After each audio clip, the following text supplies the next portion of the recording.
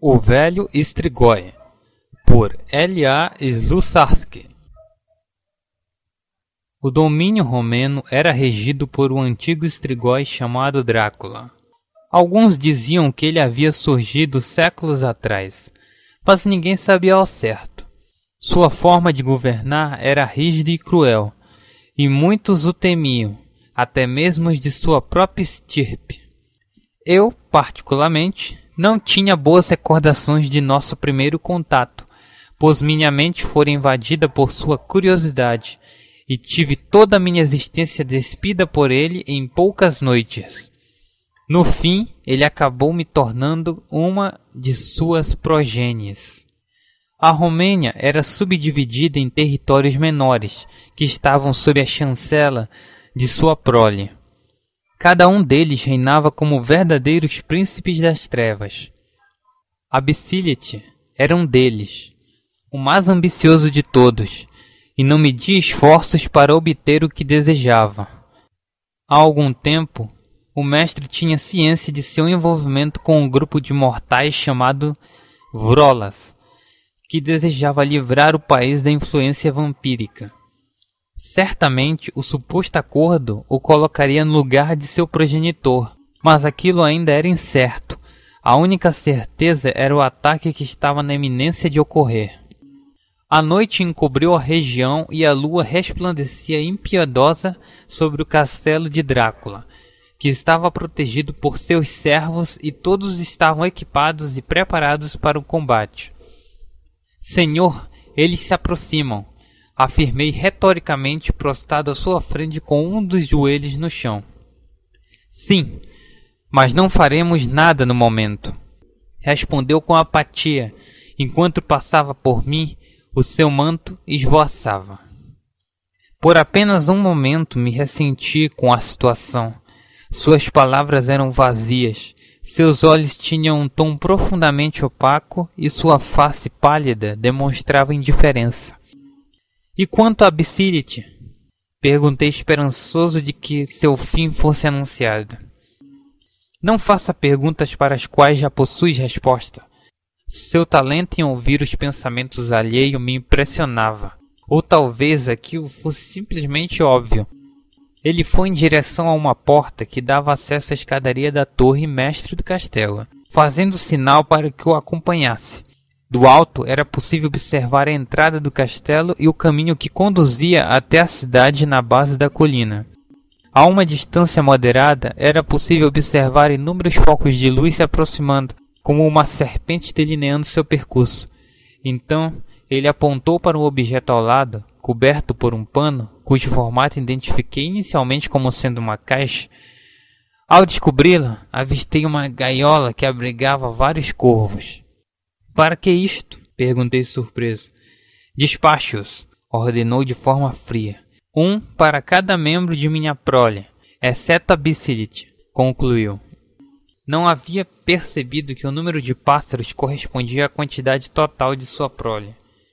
Que mensagem devo enviar? Indaguei intrigado. Era certo que ele poderia invocá-los a estar em sua presença, já que foram criados pelo seu sangue. Acredito que era apenas um teste para descobrir quantos mais desejavam sua destruição.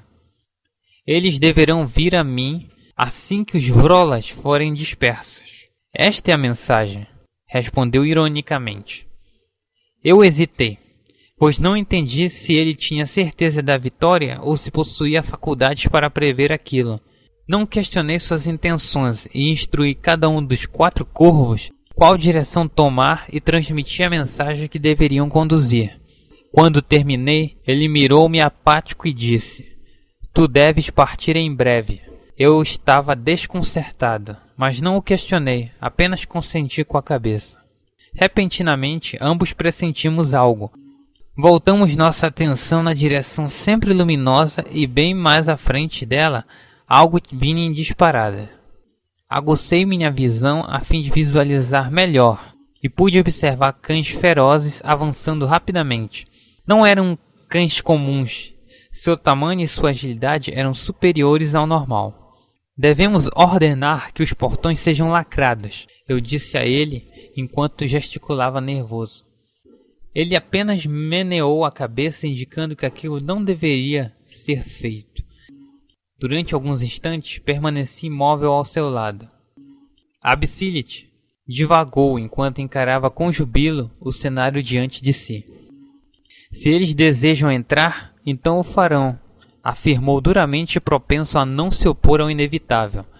Drácula se aproximou da borda e gritou algo para baixo, ao que alguns homens o miraram no alto. Em seguida, ordenou-lhes que libertassem as feras. Seria um espetáculo e tanto. Havia uma larga porta dupla de ferro na lateral da entrada principal do castelo, que conduzia ao covil de suas feras. Os homens estavam assustados e nervosos com a ordem, mas não deixaram de cumprirem-na. Depois de formarem um grupo de 4 homens, se puseram a abrir as portas. Todos os demais se abrigaram em segurança. A porta rangia de forma sinistra e uma sensação de apreensão preencheu o ambiente. Ainda não tinham terminado de abri-la quando foi violentamente impulsionada de dentro para fora, prensando 2 homens à parede. Os outros correram, mas acabaram vítimas da carnificina imposta pelos lobos gigantes. Eram 3 deles no total. Ao ouvirem a voz de seu mestre, logo se acalmaram. Mesmo sendo bestas infernais, ambos sabíamos que eles não impediriam por completo o avanço dos mortais. Porém, certamente os atrasariam e causariam baixas significativas. Drácula meneou a mão direita em um semiarco, proferindo uma sentença em um dialeto próprio, e indicou a direção da multidão. Os animais se ouriçaram, chacoalharam a pelagem, farejaram o ar e, por fim, uivaram de forma estridente. Logo partiram em disparada. Não demorou muito até que alcançaram os cães e iniciaram um embate violento e sangrento. Era possível ouvir o som das garras e mordidas dilacerando a carne dos animais. Apenas 2 dos lobos continuaram a investida. Em seguida, se via a dispersão dos focos de luz. Os primeiros tombaram violentamente ao chão. Alguns da borda rolaram a lateral da colina abaixo e outros fugiram pela retaguarda. No entanto, senti uma tremenda tristeza ao ouvir o grunhido quando o último lobo foi neutralizado.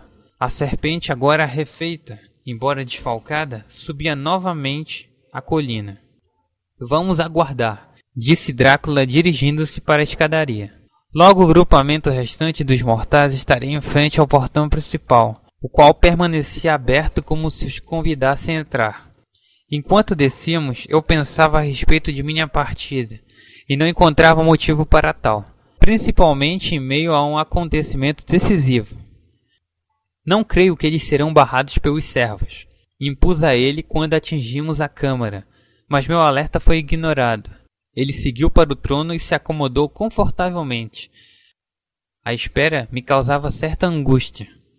Meu tempo aqui logo chegará ao fim, ele pronunciou como se olhasse para o horizonte, mantendo o cotovelo direito apoiado ao braço do trono e segurando o queixo com a mão. Assustado, eu dei 3 passos em sua direção e o interpelei. Isso não é possível, exclamei com o punho cerrado à minha frente. Novamente minhas palavras foram ignoradas, como se eu nem mesmo estivesse ali. Tu deves partir pelo portão sul, toda uma caravana o aguarda. Ele me parecia calmo demais diante da situação que nos cercava. Não vê o perigo que nos cerca? Como poderia fugir e deixá-lo aqui? Eu não queria aceitar sua ordem, mas obviamente não o desobedeceria.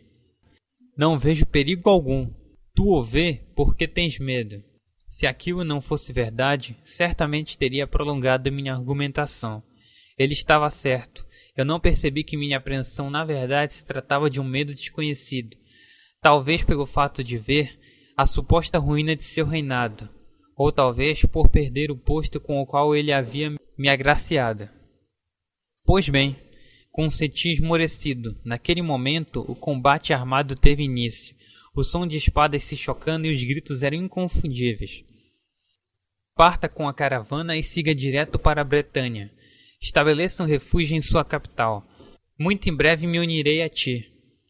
As vozes estavam cada vez mais perto, e meu novo destino me deixava inquieto. Aos poucos me aproximei dele, até alcançar os degraus que antecediam o trono. Que assim seja, disse-lhe de forma rancorosa. Talvez ele não sobrevivesse ao ataque e eu não teria mais que servi-lo. Este era o verdadeiro sentimento que guardava no peito.